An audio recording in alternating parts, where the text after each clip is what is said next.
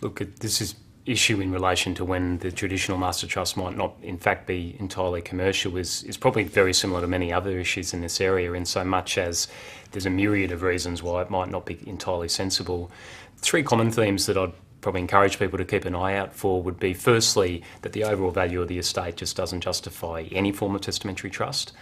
In other words, the ongoing administrative costs and the actual cost to actually set the structure up just don't make it economical. And part of that might be because the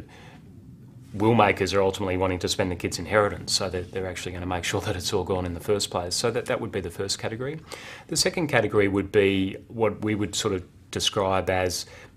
an estate where there is enough wealth to be dangerous. So in other words,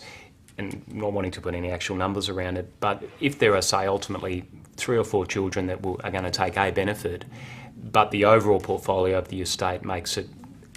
unwise to be trying to lock that into one particular structure, and it would be in fact better for everyone concerned that they each get their own piece of the pie, as it were, then that can be another big reason to sort of tend away from the master trusts. And that can often be driven not just by the financial numbers involved, but also practically, if you've got children spread all around the world, it may not be the absolute smartest thing to be trying to lock them into one structure.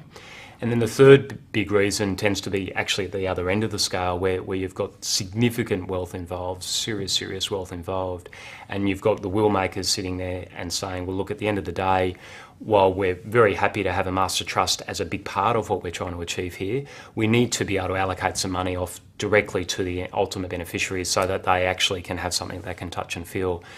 loosely, I guess, called as sort of the beer money trust on the side. So it's not so much that the master trust is uncommercial